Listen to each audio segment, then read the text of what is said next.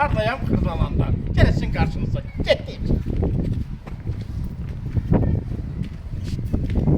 Bu bunun həyəti. Bak bunun həyətinin. Oradan kapı koyulacak. Bak kapı oradan koyulacak. Gör ne geçecek diye. Daxil ol evə.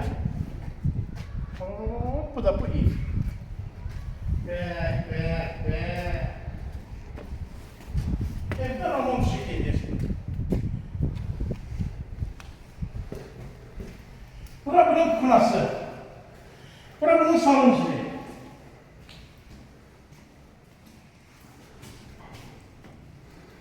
Bura bir okulda bir bayıcının bura. Çok deyirdiniz Dede Baba evi. Bak bu da Dede Baba evi budur. Kurukovay Koşadaş. Polu görürsünüz köyüne. Poldu üstüne laminat vurulacak. Aksakala, her de yaxşı evdir.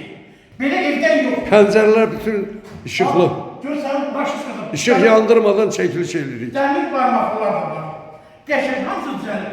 Aboyda özü də birindən ses alsın, seçə bilərsiniz. Hasır əncə, bir də bu içəri girimizdə də baxaq. Bax, bu da bunun ikinci otağı. İkinci otağı. Mən desəm qiyməti, baha qiymət mən demə, 50 min, 55 min, mən sizə 45 min deyirəm. Çünki 45 minə bu evin qiymətini deyirəm sizə mən. Gözəl evdir, 2 otaqlı, hündür, qoşadaş, dəmir barmaqları var. Belə oturasınızda yoxdur. Əgər kanalımıza abone olmaq istəyirsinizsə, onun kanalımıza abone et.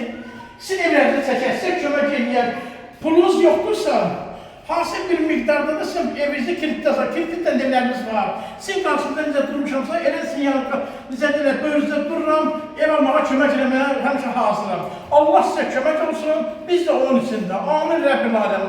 Gözləyirəm yolunuzu gəlin alın, bura qədər.